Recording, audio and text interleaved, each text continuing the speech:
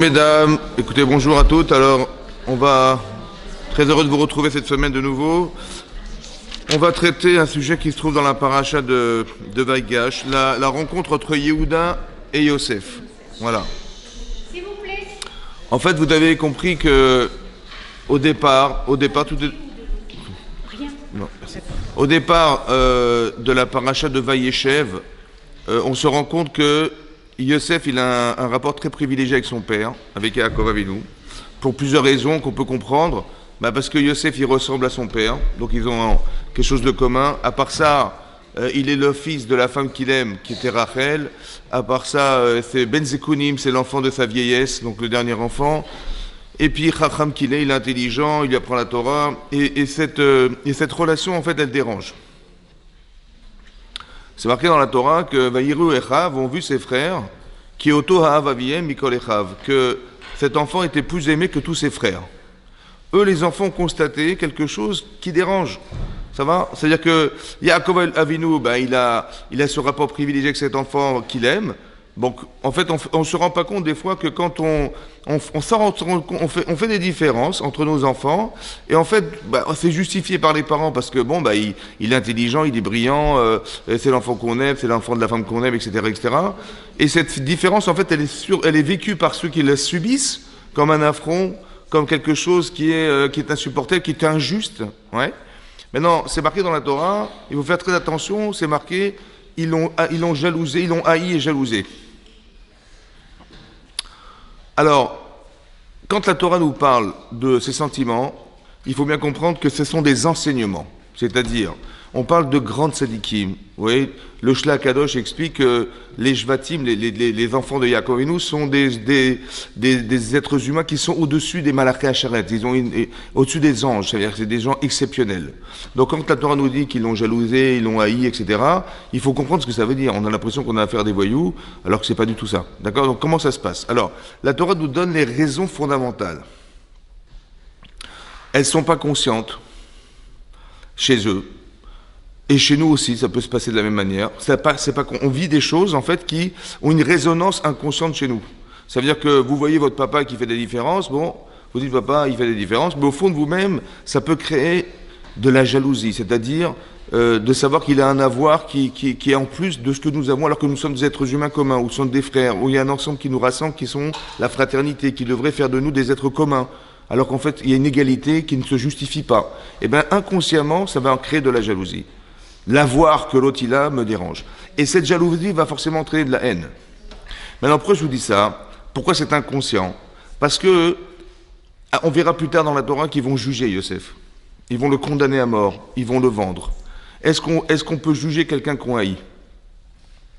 Non. Quelqu'un qu'on haït, on peut pas le juger.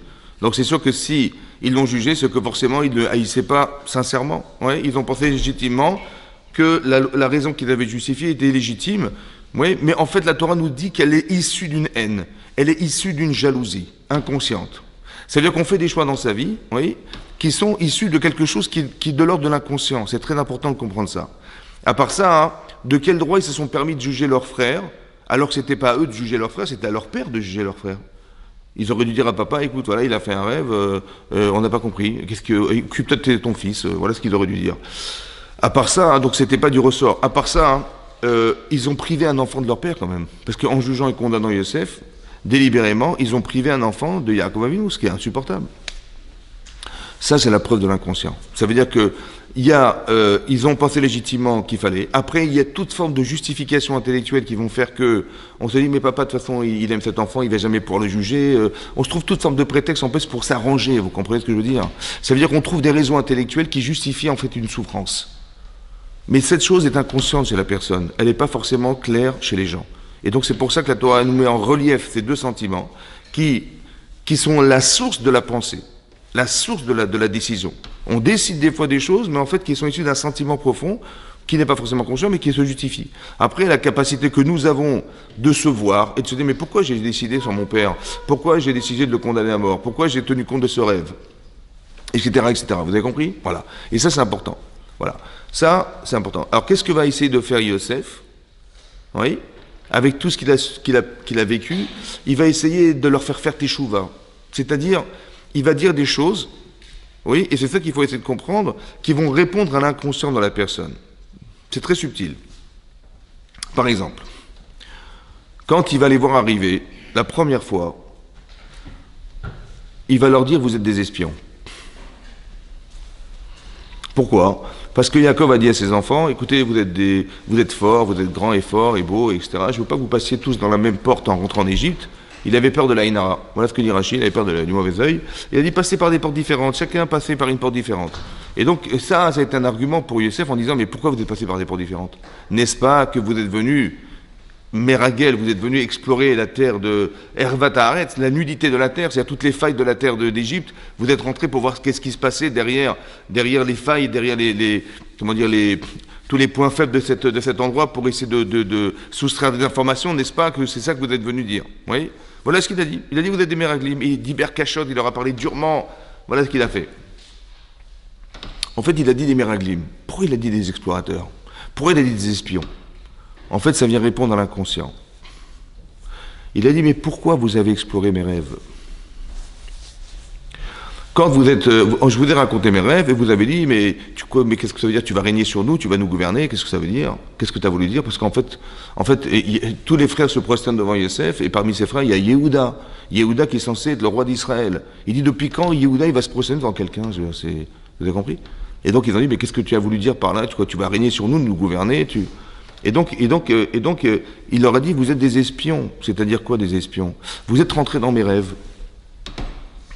Et vous avez exploré mes rêves en pensant que j'avais voulu dire, en fait, que j'étais roi d'Israël.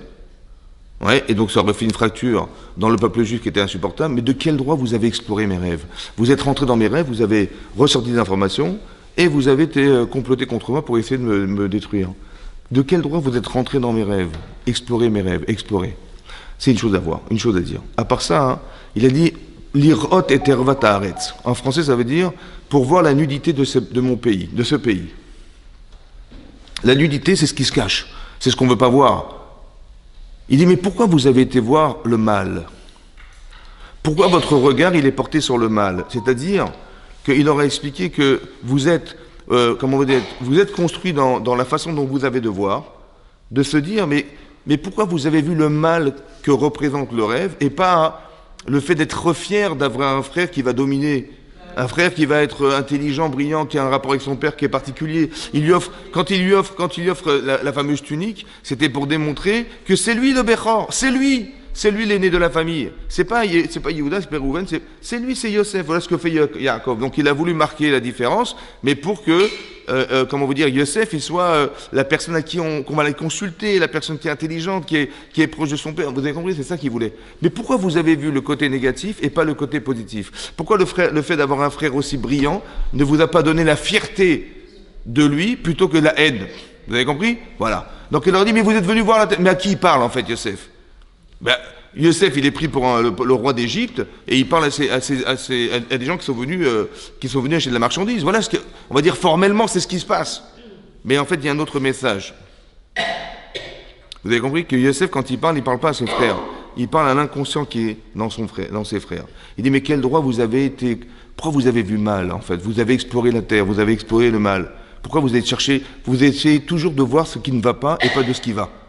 Au lieu de dire, papa il a fait ça, pourquoi vous ne légitimez pas le choix de votre père et vous arrivez... Et en fait, il y a comme si il y avait un terrain dans lequel on se trouve, qui est fragile en fait, et qui nous fait dire, mais papa il fait ses différences, elle est insupportable. Mais pourquoi vous êtes dans ce terrain ? Pourquoi ce terrain-là qui est fragile, vous avez emprunté ce terrain fragile pour arriver à voir le mal et pas au contraire vous dire non, pourquoi juger mal ? Pourquoi papa il a fait ça, il a des raisons, je vais accepter. Vous avez compris ? Tout ça, ça veut dire que la façon de voir, la façon d'interpréter, la façon de choisir, elle va dépendre d'un terrain que vous avez construit au départ. Si vous êtes rassuré, alors vous allez voir d'une façon propre. Et sinon, ça va être à la différence de... Vous avez compris, ce qu'il faut cultiver chez nous, c'est ça. Il voulait en fait leur faire teshuva, leur dire mais arrêtez de regarder de cette manière. Changez votre façon de penser. Mais votre façon de penser va dépendre de votre façon d'être. Qu'est-ce que vous êtes ? Alors vous êtes des espions. Voilà. Et c'est ça qu'il voulait dire. Au départ, ça n'a pas fonctionné. Disons que ça a aidé, sûrement ça a aidé. On va comprendre. Après, qu'est-ce qui va se passer ? Il leur a parlé durement. Et il a dit, vous êtes des espions, je ne vous crois pas, vous êtes des menteurs. Bon, ils étaient très embêtés parce qu'ils ne comprenaient pas ce qui leur arrivait. Et il les a mis carrément 3 jours en prison. 3 jours en prison. Et en sortant de prison, il leur a dit, écoutez, je vais garder Shimon. Bizarrement, il va garder Shimon en prison. Maintenant, allez faire vos courses, achetez ce que vous avez besoin. Voilà, il va y avoir des années de famine. Achetez ce que vous avez besoin. Retournez dans votre pays, en Eretz Canaan, mais je ne veux plus vous voir. Ça va? Je ne veux plus vous voir. Ne revenez plus. Lui, il savait pertinemment qu'ils étaient obligés de revenir parce que c'était la famine. Il dit, mais si déjà vous revenez, alors vous reviendrez avec ce fameux frère que vous dites, vous avez un frère, un petit frère Binyamin, là, alors je ne veux pas vous voir sans lui. Et si vous venez avec lui, alors je vous croirais, vous n'étiez pas mon menteur. Ben, pourquoi il prétexte Binyamin? Alors, consciemment, c'est Binyamin, mais inconsciemment, ben, Binyamin, c'est le frère de Yosef, et le frère de Yosef, c'est le fils de Yaakov Avinu, vous avez compris? Il fait toujours des liens. À part ça, qu'est-ce qu'il a fait? Il a demandé aux commerçants de rendre l'argent que les frères avaient dépensé pour acheter la marchandise. Et il a pris cet argent et il l'a mis dans les sacoches de ses frères. En sortant de chez Yosef, le premier sentiment qu'ils ont eu, après qu'on leur ait parlé violemment, ils ont dit, vous savez pourquoi Hachem nous a fait vivre une chose pareille? Parce que peut-être que quand Yosef il criait dans le puits au secours, il y a 22 ans, on est resté insensible. On aurait dû lui dire, écoute, on est tes frères, c'est vrai, mais malheureusement, on va être obligé de te vendre, ou on va être obligé, excuse-nous, mais c'est comme ça. Malgré que nous soyons tes frères, on a été obligé de te vendre. Et ce sentiment, on l'a pas eu. Peut-être qu'on souffre de ne pas avoir été fraternel. Voilà comment ils ont traduit. Maintenant, regardez ce que fait la souffrance. La douleur. La douleur, elle permet de libérer de la conscience. Parce que ça fait quand même 22 ans que Yosef a été vendu. Pourquoi tout à coup Yosef revient à la surface? Ça veut dire que lorsqu'on souffre, en vérité, quelque part, comme si que la souffrance permettait de libérer une conscience intérieure qu'on ne veut pas entendre. Comme si qu'on n'avait pas envie de savoir. Et la souffrance permet de libérer ce désir.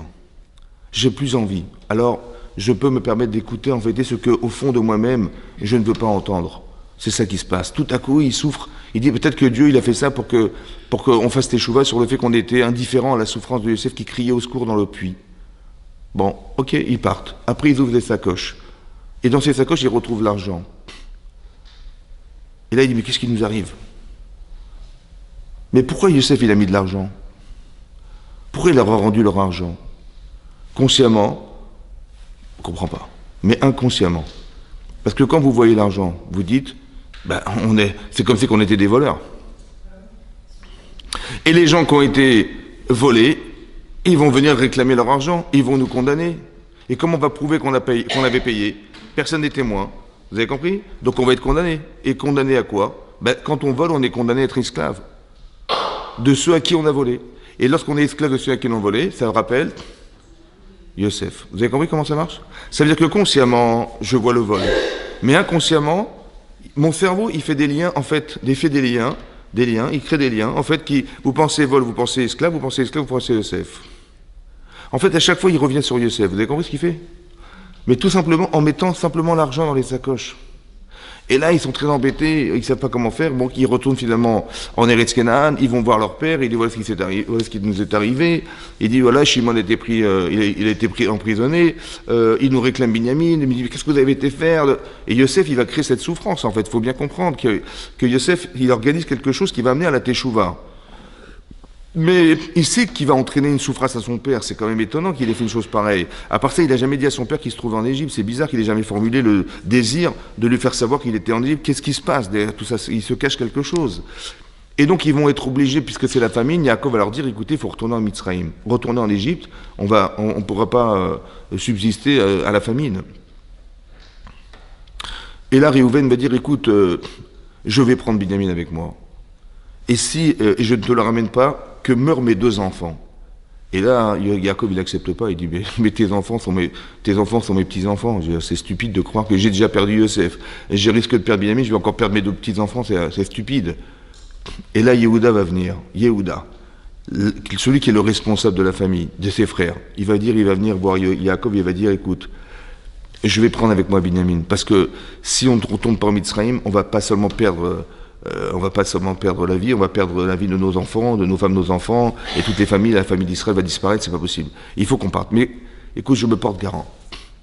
Chatati lecha kol hayamim. Si je ne te ramène pas Binyamin, chatati lecha kol hayamim. J'aurai fauté tous les jours de ma vie.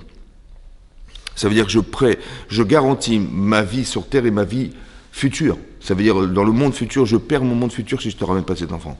Et là, il garantit qu'il va faire tout son possible. Ouais, il est prêt à tout sacrifier pour ramener Binyamin à son père, au cas où il risquait d'arriver quelque chose. De quoi avait peur Yaakov? Il dit, il a perdu sa femme en chemin, il a perdu Yosef en chemin, et il a peur de perdre Binyamin en chemin. C'est pour ça qu'il a peur. Car Hasson, il va lui arriver un incident, et j'ai pas envie de l'envoyer. Il dit, mais écoute, je me porte garant. Et donc ils partent. Et ils retournent en Égypte. Et là, Yosef les reçoit. Il les reçoit. Et il voit Binyamin. Et il dit, excusez-moi, je m'étais trompé. Je vous avais pris pour des esconces. Pardonnez-moi. Voilà. Il les reçoit, ils mangent ensemble, ils boivent ensemble. Et ils repartent. Et donc ils vont acheter de la marchandise, évidemment. Et là, il va remettre de nouveau l'argent. Et cette fois-ci, il va mettre la coupe. Sa coupe personnelle, il va la mettre. Il va la faire mettre dans la sacoche de Binyamin. Et là, ils vont partir, et on va les pourchasser, et on va les arrêter. Il dit, parmi vous, il y a quelqu'un qui a volé la coupe de Yosef. Ouais. Et on va lui dire, mais comment ça? Mais on n'est pas des voleurs. Vous avez bien vu qu'on vous a rendu l'argent qu'on avait reçu, et on avait pensé que on avait déjà payé. On avait payé, c'est vrai, mais cet argent nous avait été rendu, vous l'a rendu, donc on n'est pas malhonnête. Voilà ce qui se passe. Et ils ont dit, celui qui a volé qui meurt. Et nous-mêmes, on deviendra tous des esclaves. Et on fouille, du plus grand au plus petit, et il s'avère qu'on retrouve la coupe dans la sacoche de Binyamin. Et ils ouvrent les sacoches, ils retrouvent cette coupe. Et là, ils ont déchiré leurs vêtements. Et ils ont dit une chose, comme ça, la chose suivante, ils ont dit, Elohim, matza et amon avadecha. Dieu a trouvé la faute de tes serviteurs. Alors on va devenir tous des esclaves. Qu'est-ce qu'on aurait fait, nous? Nous, on aurait porté plainte. Vous retrouvez la sacoche, dans la sacoche de c'est un coup monté. Évidemment, il n'a volé personne, on est d'accord. Donc nous, qu'est-ce qu'on aurait dit? Oh là là, ça veut dire qu'ils ont fait exprès de soi-disant mettre la coupe dans la sacoche de Binyamin pour faire croire que c'est un voleur, c'est un coup monté contre nous. Et finalement, c'est ça qu'on aurait fait, nous. On aurait pensé comme ça. Ils n'ont pas réfléchi comme ça. Ils ont dit, Elohim, Matza et Amon Avadecha. C'est Dieu qui a trouvé la faute de tes serviteurs. En fait, on a très bien compris qu'en fait, on nous reproche la vente de Yosef. Alors, vous savez ce qu'on va faire? On va provoquer chez nous ce qu'Hachem aurait dû provoquer chez nous. C'est de devenir des esclaves. Pourquoi? Parce qu'il y a ce que j'ai compris et ce que je dois vivre. Ce que j'ai compris, c'est que j'ai fauté. Maintenant, pour corriger une faute, quelque part, il faut bien comprendre que si les frères de Yosef ont vendu Yosef esclave, c'est qu'ils n'ont jamais assez souffert de la souffrance d'être un esclave. Parce que si j'avais souffert d'être un esclave, j'aurais jamais vendu mon frère esclave. Or, si je l'ai vendu esclave, je n'avais pas cette conscience. Alors je provoque cette conscience chez moi et je propose de devenir un esclave. Vous avez compris ce que ça veut dire? La teshuva, c'est pas seulement de savoir, c'est de mettre c'est un exercice qui est soit corporel, soit émotionnel, qui va faire que je me sensibilise à la problématique. Au fond de moi, si j'avais senti que c'était grave d'être esclave, j'aurais jamais vendu mon frère. Or, si je l'ai vendu, c'est que alors je propose. En fait, comme si ils avaient précédé ce qu'Hachem aurait dû leur envoyer. Mais ils ont tout de suite compris que c'était Minash Shamaim. Ils n'ont pas imaginé que la faute venait de ceux qui avaient manipulé tout ça. Vous avez compris? Il y a une autre façon de réfléchir, une autre façon de vivre, en fait, de vivre des événements en se disant que tout ce qui m'arrive a été réfléchi par Hachem. Donc je ne vois pas Yosef comme quelqu'un qui veut me persécuter ou quelqu'un qui essaie de me manipuler. Je comprends qu'il est manipulé dans l'histoire de ma vie parce que quelque part Hachem il m'envoie un message à travers ça. Vous avez compris ce qui se passe? C'est ça que ça veut dire. Et donc ils n'ont pas été... Ils ont dit écoutez, c'est bon, on a compris. Elohim Matza et Avon Avadecha, que Dieu a trouvé la faute de tes serviteurs, on va devenir des esclaves. Il a dit pas du tout. Celui qui a volé, je le garde, et vous, rentrez Béchalom, rentrez en paix chez votre père. Voilà ce qui est marqué à la fin de la paracha de Miketz. Et tout à coup, Yehuda intervient. Yehuda intervient. Et Yehuda vient voir Yosef, et il dit, écoutez, tout le monde se tait, tout le monde écoute Yehuda. Yehuda, il vient, il dit, vous savez, je me suis porté garant sur cet enfant. Et j'ai dit à mon père que je le ramènerais à la maison, et que si je ne le ramenais pas à la maison, Khatati lecha kol hayamim, j'aurais fauté toute ma vie. Je me suis porté garant jusqu'à la fin de mes jours. Maintenant, il faut que vous sachiez une chose, c'est que cet enfant, il tient à son père. Et si vous le détachez de son père, Yazov et Aviv va mettre. Il va quitter son père, il va mourir. Il ne pourra pas survivre. Il n'est pas moralement et mentalement capable de pouvoir supporter le fait de se séparer de son père, c'est impossible. À part ça, vous savez, mon père, il avait une femme qui s'appelait Rachel. Il avait un enfant qui s'appelait Yosef qui est mort. Le dernier enfant qui lui reste de la femme qu'il aimait, c'était cet enfant Binyamin. Si vous gardez Binyamin, ouais, et que Nafsho Kshura ben Nafsho, que l'âme de mon père est attachée à cet enfant, alors vous allez tuer mon père. Que vous allez tuer mon frère parce qu'il ne pourra pas abandonner son père. Et vous allez tuer mon père parce qu'il aura l'impression que si vous gardez cet enfant, il aura perdu sa femme, ses 2 enfants le même jour. C'est un deuil qui est insupportable. Il va succomber, il ne pourra pas supporter ça. Et donc vous allez tuer mon père. À part ça, je me suis porté garant. C'est-à-dire que comment je pourrais retourner seul chez mon père en le voyant dans une déchéance morale aussi grande, et ça je ne pourrais pas supporter non plus. Alors, vous savez ce qu'on va faire? Voilà, vous allez laisser partir Binyamin et moi je me mets à sa place. Et moi c'est moi qui deviendrai votre esclave à la place de mon frère. Voilà ce qu'il propose. Et là c'est marqué que Yosef, il n'a pas pu se retenir. Je vous lis ce qui est marqué. Et là il va se dévoiler à ses frères. Lo yachol Yosef leitapek lechol anitzavim alav. Il n'a pas pu se retenir devant ceux qui étaient présents devant lui. Vaikra, il a fait appeler, il a dit Otziu kol ish me'alai. Sortez toutes les personnes qui sont présentes devant moi. Et personne n'était présent lorsqu'il s'est fait savoir à ses frères, s'est fait connaître à ses frères. Il a voulu que tout le monde sorte. Et Rachid nous explique pourquoi. Lo yachol Israël ne pouvait pas supporter que quoi? Que des Égyptiens se trouvent présents là, et qu'ils entendent, les gens présents, que ses frères auront honte, lorsqu'il va se faire connaître à eux. Il ne voulait pas qu'ils aient honte devant les autres. Il ne voulait pas qu'ils aient honte devant les autres. C'est pour ça qu'il leur a dit, sortez tous. Pas d'affront. Voilà. Il a dit, sortez tous. Et là, il va dire, Ani Yosef. Ani Yosef. C'est moi Yosef.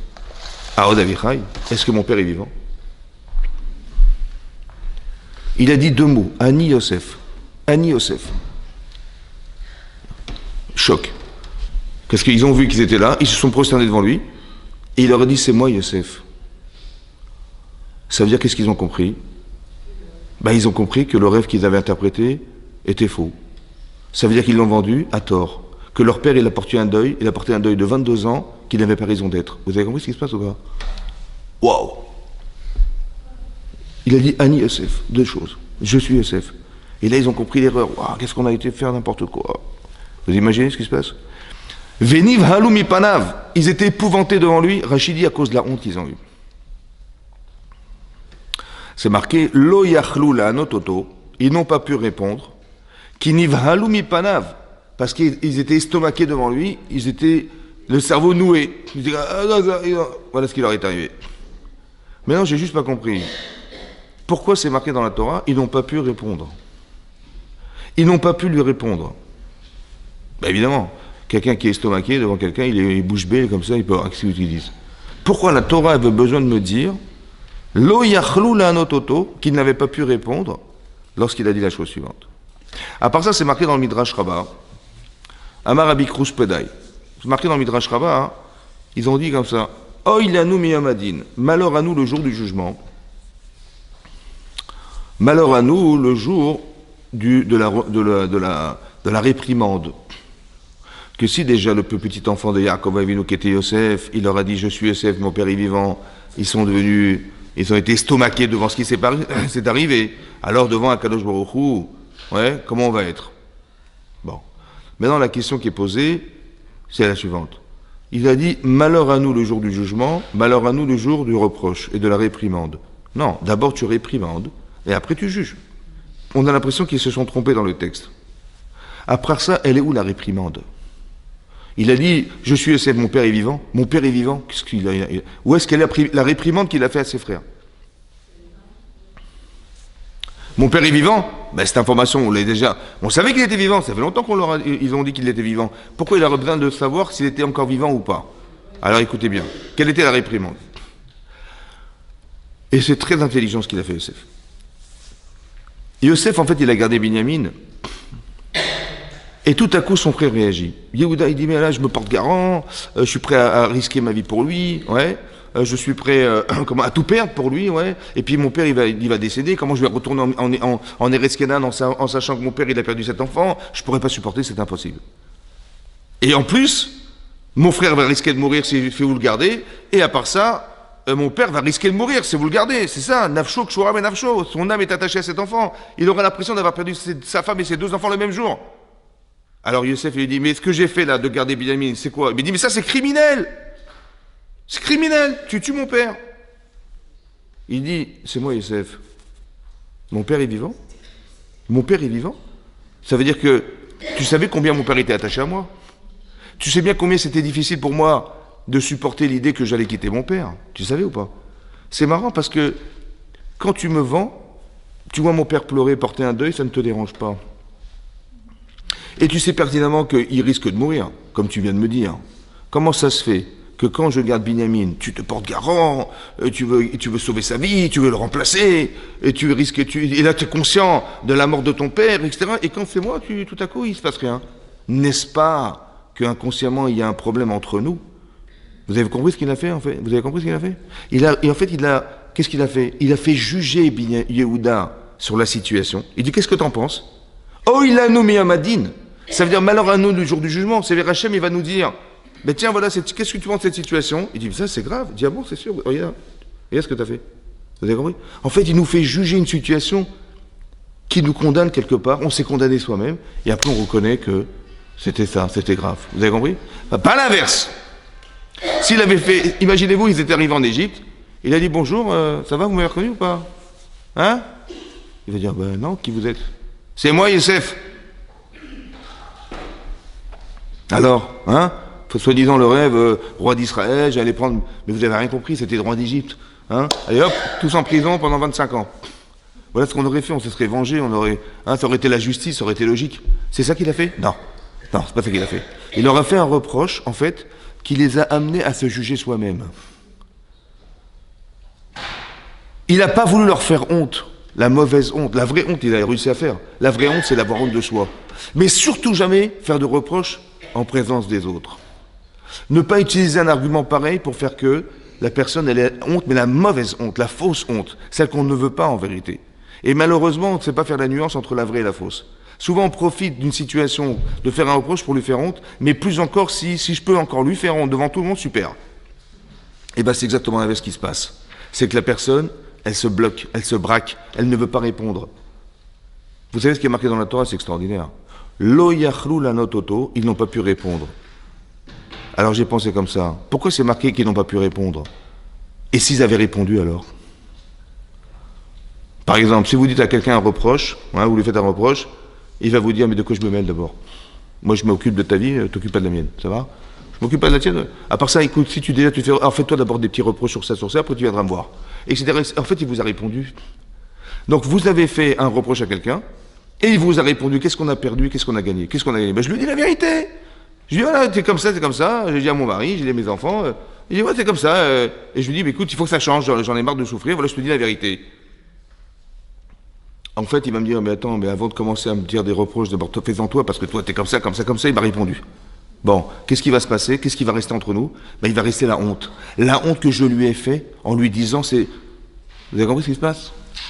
C'est surtout pas ça qu'il voulait, c'est pour ça qu'il a fait, il était malin. Il a fait quoi? Il a fait, écoute, je vais te laisser juger la situation. Voilà, je garde ton frère, qu'est-ce que t'en penses? Il dit, mais c'est criminel, tu te rends compte, tu vas tuer mon père. Il était sûr, certain. L'âge qu'il a, mais jamais il supportera. Cet enfant, mais c'est la perle de ses yeux, il pourra jamais quitter cet enfant, tu vas le tuer. Et lui aussi, il va mourir. Ils étaient sûrs, hein? Ouais, criminel. Mais je suis Yosef. Comment tu as osé me vendre? Vous avez compris? Comment tu as pensé que tu ne tuerais pas ton père en me vendant? N'est-ce pas qu'il y avait un tel parti pris qui t'aveuglait au point de croire qu'il fallait absolument que Yosef s'en aille? Vous avez compris ce qu'il fait? Vous avez compris? Ça veut dire qu'il n'a pas fait honte. Maintenant, la personne qui subit ça, bien sûr qu'elle a honte, mais elle a honte de ce qu'elle a fait, de ce qu'elle était, mais elle n'a pas honte des autres. C'est tellement fort, écoutez-moi bien. Lorsque je vous ai dit que Yosef, il a dit, je vais leur faire savoir, mais je ne veux pas supporter l'idée que des gens soient présents lorsque je vais me dévoiler à eux.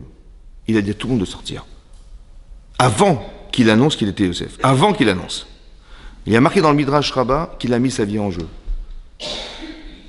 Parce que si tout le monde s'en va, ben, qu'est-ce qu'ils vont faire les frères de Yehoud? Ben, ils vont le tuer. Il a risqué sa vie pour ça. Ouais. Il a risqué sa vie. Pourquoi? Parce que si ils étaient restés, surtout, je veux garder au moins des gardiens, des hommes des gens qui vont me protéger, ils vont rester. Non, j'ai surtout pas envie que je vais leur dire que je suis Yosef, ils vont avoir honte, mais en présence des autres. Je ne veux surtout pas provoquer la honte, la fausse honte, celle qui va m'empêcher d'atteindre la teshuva de mes frères. Qu'est-ce qu'ils vont penser? Ah, il s'est vengé. Ah, il a fait exprès de laisser les gens. Ah, il nous a fait honte devant tout le monde. Vous avez compris ce qui va se passer? Et donc, ils vont se braquer. Je ne veux surtout pas ça. Je ne veux surtout pas ça. Je ne veux pas qu'on puisse argumenter et penser qu'on l'a fait dans l'intérêt de soi, mais que dans l'intérêt de la personne. Mais non, il a risqué de mourir. On est d'accord ou pas? Est-ce que vous vous rendez compte de cet engagement personnel? Parce que Yosef, il n'a jamais dit à son père qu'il était en Mitzrayim.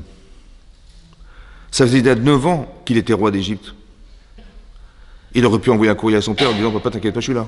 Il a fait ou pas? Non. Pourquoi? Alors, il y a plusieurs explications. Et une explication, c'est qu'il voulait absolument que son rêve se réalise. Que ses frères, ils viennent et se prosternent devant lui pour accepter de faire teshuva. C'était ça. Or, s'il avait dit à son père, papa, je suis en Égypte, papa, il aurait dit, écoute, tu rentres tout de suite à la maison. Il fallait qu'il réalise son rêve. Vous avez compris ce que je veux dire? Il fallait que ses frères fassent teshuva. Il fallait éliminer la haine gratuite qui était profondément incluse chez ces enfants-là. Après, c'est une autre paracha. Il faut bien comprendre, écoutez-moi bien. Il y a ce que on essaye de faire et ce que doivent subir les autres. C'est deux choses indépendantes. Après, je vais vous expliquer pourquoi c'est deux choses indépendantes. Mais quelque part, vous avez compris que c'est le prix que ça coûte, la teshuva.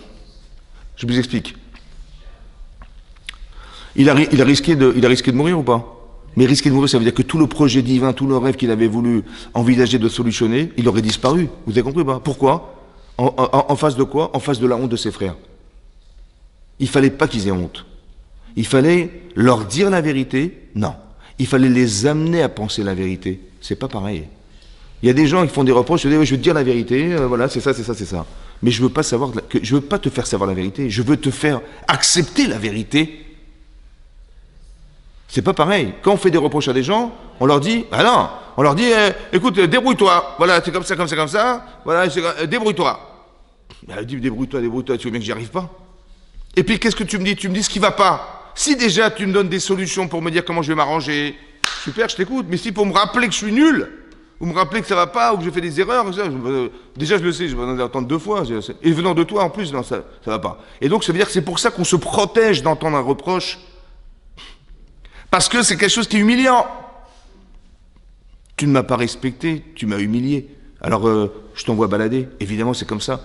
Parce qu'en fait on me dit, mais il est têtu, il veut rien savoir. Mais non, tu sais bien qu'il va jamais entendre, personne n'entendra une chose pareille. Ce n'est pas réconfortant de savoir qu'on a fait des erreurs. Par contre, si tu m'invites à le penser, tu me donnes des solutions, tu me proposes, tu me respectes, alors je suis prêt à l'entendre. Vous avez compris la différence? On n'est pas là pour dire la vérité aux gens, on est là pour les amener à ça. Si tu aimes la personne, tu vas te dire, mais comment je vais faire pour lui dire qu'il faut absolument qu'il change, il faut absolument que... Et dans son intérêt, dans notre intérêt personnel, c'est mieux que ça change. Comment je vais faire? Je sais pertinemment que quand je vais lui faire un reproche, il va se vexer, et puis il va pas l'accepter, évidemment qu'il va pas... Comment je vais faire? Vous avez compris? C'est ça qu'Yosef, il a pensé. Il a pensé que si je le fais juger de la situation, qui est la sienne, eh ben, il acceptera mieux que je lui dise la vérité qui nous dérange. Mais la teshuva de ses frères, elle est fondamentale. Pourquoi c'est fondamental? Pourquoi il a risqué sa vie pour ça? Parce qu'écoutez-moi bien. Vous voyez cette histoire de frères, etc., on a l'impression que c'est une histoire familiale. Non. En vérité, les 12 Shvatim, c'est tout le peuple juif de façon embryonnaire. L'embryon de tout le peuple juif, il se trouve là. Seulement, dans cet embryon, il y a un virus. Il y a un virus. Le corona. Non, je rigole. Il y a un virus. Il y a un virus, c'est la haine et la jalousie. Mais elle est inconsciente. Maintenant, vous pensez bien que si la haine, elle est là, ça veut dire qu'il y a une fracture intérieure dans le peuple juif qui va nous séparer les uns des autres. C'est catastrophique. Parce que si c'est au niveau embryonnaire, vous savez comment ça va pousser après? Catastrophique. Donc Yosef, il s'acharne à essayer d'éliminer cette problématique-là. C'est sa mission personnelle. Je veux faire teshuva mes frères. Je veux assainir la situation pour que, en vérité, cette différence qui a mal été acceptée au départ, elle puisse sortir d'ici. Ça va? D'où vient cette haine? D'où vient ce terrain à la jalousie et à la haine? D'où ça vient? Pourquoi ils ont réagi comme ça? Et pas, ils n'ont pas pensé, ils n'ont pas bien pensé. Ils ont mal pensé. Pourquoi ils ont mal pensé? C'est ça qui leur dit, mais vous êtes venus votre Herva Ta'aretz. Mais pourquoi vous pensez, pourquoi on pense mal? Pourquoi tu vois le mal? Regarde, voilà, ton frère il est intelligent, il est brillant, on est une famille de sadikim, voilà, c'est tout. Pourquoi tu rentres dans le Yetzer Hara? Le terrain. Vous vous rappelez que Yaakov il devait épouser Rachel. C'est la femme qu'il aimait, il voulait épouser. Finalement, il a dû épouser Léa. Bon, la Torah nous dit qu'il aimait cette femme, Léa, mais c'est pas le même amour. Cette différence amoureuse, Hachem, il a essayé de la combler en faisant que Rachel, elle va rester stérile, en espérant que Léa, qui va lui apporter le bonheur d'être père, cet amour-là va être comblé par le fait d'être père par elle. C'est ce qu'Hachem, il a espéré que soit. Pourquoi il a essayé de faire ça, Hachem? Pourquoi c'est pas grave qu'elle souffre, elle? C'est pas grave. Pour peu que Yaakov il puisse aimer cette femme. Complètement. Parce que, pourquoi c'est important? Parce que vous allez vous rendre compte que elle sait qu'elle est moins aimée. Comme les enfants de Yaakov, qui sont les enfants de Léa, ils vont se sentir moins aimés par leur père. Vous avez vu ou pas? Ça veut dire qu'on transporte un terrain. Vous avez vu, nous on croit que c'est love story. Pas du tout. C'est que quand on aime son mari, on aime moins son mari, on aime moins sa femme, etc., ça se voit, ça se ressent. Et les enfants, ils portent ce terrain-là, en fait. Ce terrain dans lequel on se sent... comme de la même manière qu'elle s'est sentie négligée par son mari, eh ben les enfants, ils vont se sentir négligés aussi. C'est très fort, ça. C'est pour ça que les enfants de Léa, ils vont pas supporter Yosef, qui est l'enfant de Rachel. Vous avez compris? Et en plus, il a des privilèges. C'est-à-dire que tout ce qui va justifier une différence va être insupportable. Tout ce qui doit se justifier intellectuellement comme étant des avantages qu'il a, vont être insupportables pour ceux qui vont le subir. Exactement comme leur mère a dû subir le fait que Rachel était aimée par Yaakov plus qu'elle-même. Et elle va essayer de combler ça en espérant qu'il va l'aimer parce qu'elle va lui apporter des enfants, jusqu'au point où elle va avoir Lévi, le dernier enfant qu'elle va avoir, normalement, qui devait être justifié parce qu'elles étaient 4 femmes et il y avait 12 enfants. Elle dit, moi, maximum, j'ai 3 enfants. 3. Légitimement 3. Eh bien, j'espère que mon mari m'accompagnera. Lévi. Lévi, ça veut dire, il va m'accompagner, mon mari, dorénavant. Ça veut dire que c'était troublant pour elle. Elle espérait retrouver l'amour de son mari. Qu'au moins elle soit à l'égal de sa sœur. Vous avez compris que cette fracture-là, elle se ressent dans les enfants et elle va se ressentir dans le peuple juif. Vous savez ce qu'a essayé de faire Yosef? Il a essayé de gommer ça. C'est ça le travail qu'elle a voulu faire Yosef. C'est ça le rêve, en fait. C'est ça le rêve. Maintenant, c'est très important. Pourquoi c'est important? Parce que vous allez voir qu'ils vont se retrouver. Finalement, il va se révéler à ses frères. Il va dire, je suis Yosef, il va se réveiller. Ils vont tous pleurer. Ils ont fait teshuva. Oui ou non? Bon. Et là, c'est marqué, je vous lis ce qui est marqué. C'est marqué qu'il a vu Binyamin. Yosef a vu Binyamin. Son frère. Marqué, Vaïpol ad Savaré Binyamin. Il est lui tombé sur les coups au pluriel de Binyamin. Arrive, Vaïef. Et donc il a pleuré, Yosef. Ou Binyamin, Bachal Savarav. Et Binyamin, il a pleuré sur le coup de son frère Yosef. Bah, quand on lit le texte, on dit, bah, ça fait 22 ans qu'ils ne sont pas revus. Hein, Binyamin avait 8 ans quand Yosef a été vendu. Il n'était pas présent au niveau de la vente. Il se retrouve, évidemment, l'affection qu'il avait de son frère, qui était son frère de sang, quoi. Il se retrouve, il pleure. C'est ça, non? Oui, c'est ça. Rachid nous dit, non. C'est une Gemara, en fait, dans Megillah. La Gemara dans Megillah, elle dit la chose suivante, Vaïpol ad Savarav. Il y a marqué Vaïpol ad Savaré Binyamin Achi Vaefk. Il a pleuré Yosef sur les coups de Binyamin au pluriel. Al Shne Migdashot. En fait, il a pleuré, il a vu en prophétie les 2 destructions du temple. She'atid liot bechelko shel Binyamin, qui vont être dans le territoire de Binyamin, parce que Jérusalem se coupait en 2. Il y avait une partie qui était réservée à Yehuda, une partie qui était réservée à Binyamin. Or, le Beth Amikdash, il n'est pas sur le terrain de Yehuda. Non, il n'est pas dans cette parcelle, il est dans la celle de Binyamin. Et là, il va voir Yosef, la destruction des 2 temples sur le terrain de Binyamin.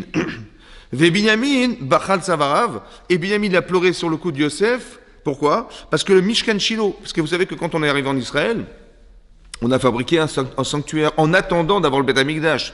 Et ce sanctuaire aussi a été détruit dans la parcelle de terrain de Yosef. Pourquoi le Beth Amikdash a été construit dans le territoire de Binyamin? Pourquoi le Mishkachot dans celui de Yosef? Oui. Pourquoi ils ont eu cette prophétie de voir la destruction du temple? À cause de quoi le premier temple a été détruit? Le premier temple, à cause d'Avodazara, ils ont fait idolâtrie, Gilo et Arayot, l'adultère, et Shfichut Damim, criminel. Un, on n'aimait pas assez Dieu. Deux, on n'aimait pas assez son prochain pour lui prendre sa femme. Et trois, on n'était pas assez aimant les autres parce qu'on était prêt à les tuer. Oui, non. Vous avez compris? Cette différence relationnelle qui existe entre nous, qui ne devrait pas exister, ça s'appelle la jalousie. Et le deuxième Beth Amikdash a été détruit à cause de la haine gratuite. La haine gratuite. La haine, il m'a rien fait, hein, mais je ne supporte pas la différence, je ne supporte pas gratuite. Comme la haine gratuite qu'avaient les frères de Yosef vis-à-vis de Yosef. Qu'est-ce qu'il a vu, Yosef, en fait? Mais il a vu que la teshuva qu'ils ont fait, elle a été profonde. Mais jusqu'à quand elle a pu exister? Jusqu'à la destruction du deuxième temple. Après, ça veut dire que chez ses frères, il restait quelque part des parcelles de haine. Quelque chose qui s'appelle de la haine. La preuve, c'est que dans l'histoire, vous allez voir que ça va durer et ça va revenir. Vous avez compris ça? Ça veut dire qu'en fait, la teshuva, c'est pas de la religion. On dit, ouais, il faut faire teshuva, mesdames, sinon qu'est-ce qui va passer Dieu? Oubliez, il faut faire teshuva parce que sinon, voilà ce qui peut arriver. Vous avez compris ce que je veux dire? La teshuva, de remettre en cause sa vie, c'est de se permettre d'être clair avec soi-même. D'abord, vous avez compris que quand on est mal dans sa peau, quand on sait qu'on fait des avérotes, on ne respecte pas la Torah, on ne respecte pas... Alors on ne peut pas recevoir des messages d'Hachem qui nous font comprendre des situations de vie. Et deux, on va engendrer... on a une vision des choses qui n'est pas forcément juste. Vous avez compris? Comme il leur a dit, mais regardez comment vous regardez, pourquoi vous regardez le mal? Mais pourquoi je vois le mal? Parce que je suis dans le mal. Alors il faut qu'on fasse teshuva pour avoir d'être clairvoyante, de voir de façon correcte, de façon cohérente la teshuva. Et de pas être dans un terrain dans lequel on pense que regarde ce qu'elle a elle, regarde ce qu'il a lui, mais c'est pas normal. Et en fait, on se dispute et on rentre dans le jeu du Yetzer Hara qui veut nous séparer des autres, qui veut nous distancer, qui veut nous fracturer. Non, Hachem, il veut pas de ça. C'est pour ça que le temple a été détruit. Il y a marqué qu'il a été construit sur le territoire de Binyamin. Pourquoi Binyamin? Parce que c'est qui a permis de faire le shalom entre les frères? C'est Binyamin. Et qu'est-ce que permet le Beth Amikdash? De faire la paix entre Hachem et les hommes, et les êtres humains. On a fait des avérotes, on va au Beth Amikdash, on a mis des korbanot, on fait teshuva, et c'est bon, ça se règle. Donc qu'est-ce qui est l'intermédiaire entre Hachem et les hommes? C'est le Beth Amikdash. Qui c'est qui a été l'intermédiaire entre Hachem et les frères? C'est Binyamin. C'est lui qui a permis ça, vous comprenez? C'est pour ça que le Beth Amikdash a été construit. Qu'est-ce que c'est que le cou? Le cou, c'est ce qui relie la tête avec le corps. Qu'est-ce que c'est que le Beth Amikdash? C'est ce qui relie Akadosh Baruch Hu, le ciel et la terre. C'est ça, non? C'est ça les coups, en fait. Vous avez compris ce que je veux dire? C'est-à-dire que tout est marqué en forme d'allusion dans la Torah pour nous expliquer un principe fondamental. Il faut créer ce lien avec Akadosh Baruch Hu. Il faut qu'on soit clair avec nous-mêmes. On sait ce qu'on a à faire sur terre. On sait que la Torah émette, c'est la vérité qu'on doit absorber. La confiance en Hachem, elle est fondamentale. Vous avez vu comment ils ont réagi? Ils étaient tellement confiants en Dieu. Ils n'ont pas vu l'événement comme nous, on aurait pu le voir, en disant, mais qu'est-ce qu'il avait fait? C'est quoi ce coup monté contre nous? Cette coupe, mais personne n'a rien volé, etc. Non, c'est pas comme ça qu'on a analysé. On a dit Hachem, Elohim, c'est Dieu. Voilà, on a compris, c'est Dieu. Et donc, voilà ce qui m'arrive, en fait, ce que je subis dans ma vie a été réfléchi. Par Hachem. Tu dis, mais non, quel Hachem? C'est lui, c'est l'autre, c'est machin. Non, on va arrêter de penser comme ça. On va commencer à comprendre que tout ce qui nous arrive est réfléchi. Essayez de comprendre quel sens ça peut avoir. Vous voyez, soit on l'a compris comme eux l'ont compris. Ils ont dit, on a compris, on va devenir des esclaves. Mais qui t'a demandé des esclaves? Écoutez, j'ai très bien compris que ce qui nous arrive, c'est en rapport avec Yosef. Alors, on a vendu Yosef, on l'a rendu esclave. En fait, on a eu tort. Alors, il faut qu'on devienne des esclaves pour avoir la conscience de ce qu'on a manqué d'être. J'ai manqué d'avoir la conscience de la souffrance que j'ai occasionnée mon frère. Mais pourquoi tu l'as manqué? Parce que je ne sais pas ce que c'est Éved. Moi j'ai pensé Éved. Un esclave, j'ai pensé esclave. Mais non, mais tu as souffert de l'esclavage? Jamais. Essaie de comprendre ce que ça veut dire être esclave. Est-ce que tu es capable maintenant de supporter ça? Non. Alors comment tu vas le faire supporter à ton frère? C'est pas possible. Faire teshuva, c'est ça. C'est cette conscience qui nous avait manqué. Vous avez compris? C'est ça. Et donc c'est ça qu'il voulait faire Yosef. Le reproche, il faut savoir les formuler, les reproches. pour ça que c'est compliqué. Parce que soit ça se formule comme ça veut dire en permettant à la personne, mais ça, il faut partir de l'idée que je veux aider la personne. Je veux l'aider. Pas je vais lui dire la vérité et qu'il se débrouille avec. Non, c'est pas ça. C'est pour ça que c'est compliqué de faire des reproches. Parce qu'on est plus, je vous explique, si je fais un reproche à quelqu'un qui me répond, j'ai fait une avéra. Mais je commence à je fais une avéra, mais j'ai fait une mitzvah, c'est marqué dans la Torah, Ochia, Tochia, Tabitera. Il faut faire reproche aux gens, tu vois des gens, il faut la vérité, il faut leur dire. Non, il faut les amener à penser. Ben oui, c'est ça qui est compliqué. Je dis, mais il fait pas Shabbat, mais je lui dis en pleine figure, fais pas Shabbat. C'est pour ça que je vous explique. C'est pour ça que cette paracha est très importante. Ça veut dire que c'est ça le terrain qu'on doit construire. C'est l'amour de l'autre. L'amour de l'autre. Et l'amour de l'autre, quand j'aime les personnes, je vais réfléchir comment je vais faire pour que, à l'indifférence de ce que je vais lui dire qui va nous séparer, parce que je vais dire une chose qui va nous séparer, comment je vais réussir à lui faire comprendre par amour que, alors je vais écouter, je vais dire, écoute, je vais le prendre à part. Ça va ? Je vais faire le maximum de choses pour lui montrer que je ne suis pas contre lui. Je vais le prendre à part. Je dis, écoute, j'ai remarqué quelque chose, excuse-moi, hein. Non, tu es un type extraordinaire, hein. Tu es une femme extraordinaire, superbe. Il y a un petit truc, c'est dommage. Que quoi dommage? Je crois pas que je vais te le dire, non.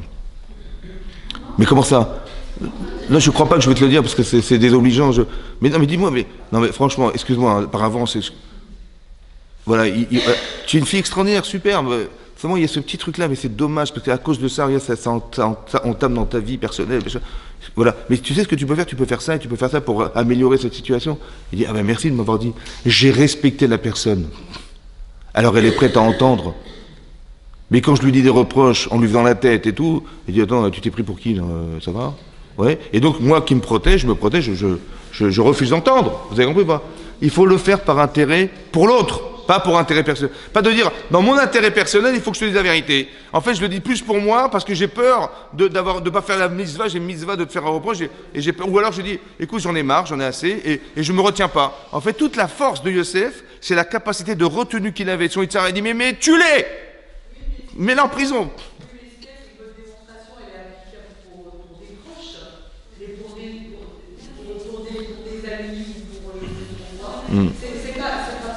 C'est vrai, c'est vrai.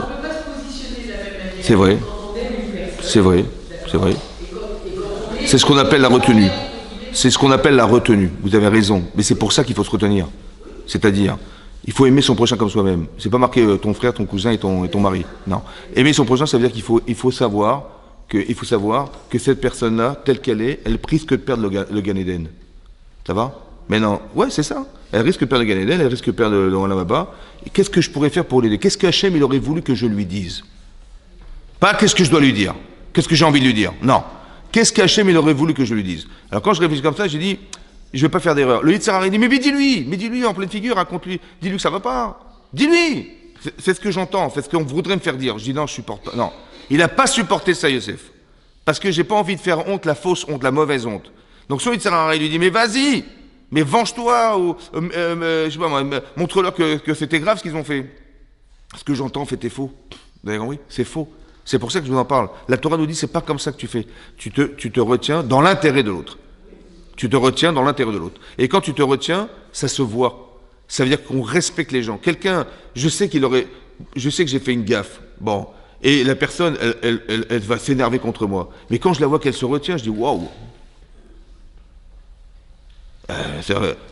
Je sens qu'elle fait un effort pour moi, et ben je dis, je vais l'écouter. Quand je sens qu'elle se déverse sur moi, la personne, alors je dis,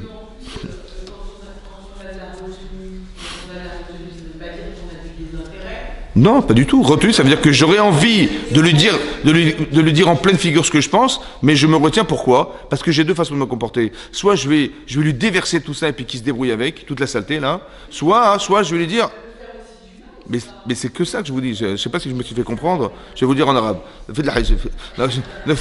Mais c'est ça que je voulais vous expliquer. Je voulais expliquer que c'est ça toute la logique du reproche. C'est ça que Yosef il a réussi à faire. Mais vous imaginez, il a été vendu esclave par ses frères. Il a quitté sa famille. Il a fait 12 ans de prison. Il s'est retrouvé en Égypte. C'est catastrophique. Il aurait pu tout vomir, c'est ça? Eh ben non. Il a compris que tout ce qu'il a vécu avait un sens pour lui, indépendamment de ce qu'ils ont essayé de faire. C'est personnel. Et à part ça, il a essayé malgré tout, c'est une façon très intelligente de voir les choses. Ça veut dire qu'on est pur dans sa tête. dans sa tête. Ça veut dire qu'il faut épurer toutes les formes d'animosité qui peuvent créer, qui sont en fait des arguments de fracture et pas des arguments qui vont nous souder. Tout ce qui nous dessoude, c'est Yetzer Arafat. Vous vous rappellerez? Voilà. Hein? Ben, c'est ça, c'est pour rapprocher. Le titre, c'était reprocher pour rapprocher. Reprocher pour rapprocher, pas le contraire. Quand on reproche, en fait, on s'éloigne. On dit, bah écoute, tu te débrouilles. Et en fait, ça nous éloigne des gens. C'est pas ça qu'on veut faire. On veut reprocher pour nous rapprocher.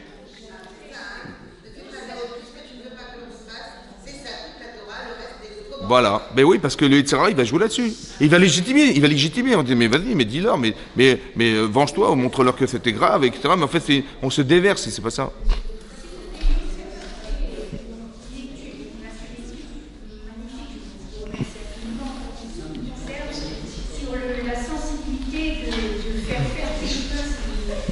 Mais Yosef est en train de juger et de voir l'évolution de ses frères par rapport à lui, par rapport à sa famille, etc. Mais malgré tout, on dit dans le texte, dans le chat, que Yosef, avant le rêve, méditait sur ses frères. Alors malgré tout, il y a aussi une reconstruction chez Yosef. Mais c'est sûr, mais j'ai pas fait le shiur par rapport à Yosef, mais même par rapport à son père et par rapport à tout chacun il règle ses comptes dans l'histoire. Yosef il règle ses comptes pourquoi? Parce que Yosef, vous avez vu que dans le rêve qu'il raconte, est-ce qu'il parle d'Hachem? Non. Et là tout à coup, là il parle d'Hachem, il dit vous savez Hachem avait tout prévu. Vous avez compris, c'est ça qui dérange. Tu ne mentionnes pas Hachem dans tes rêves. Donc il a l'audace de dire la façon, et en fait le problème c'est ce qu'il dit est vrai, mais c'est la forme qui dérange. La preuve que c'est la forme, ils ont dit quoi, tu vas régner sur nous, tu vas nous gouverner, ça veut dire que j'ai un problème de forme. Il est très intelligent, brillant, etc. Mais en fait, il met pas des gants. Vous avez compris, il met pas la manière. Et ça dérange. Et c'est ça qui dérange. Et tout ça, en fait, son audace va faire que Hachem, il va faire, tant que tu restes à la maison, tu vas créer une fracture familiale. Il faut que tu t'en ailles. Ça, c'est une thérapie pour lui. À part ça, hein, c'est pas, même si tu rates la Torah de ton père, il vaut mieux faire. À part ça, il va devenir un esclave. Pourquoi un esclave? Parce qu'un esclave, il va se servir de ce qu'il est, mais pas se vanter d'être. Je peux dire, vous savez, j'ai réussi ma vie, je suis un esclave. Non, par contre, tu peux faire de toi quelqu'un qui canalise Hachem. L'esclavage, ça lui permet d'être sans pourtant se vanter d'être. Vous avez compris?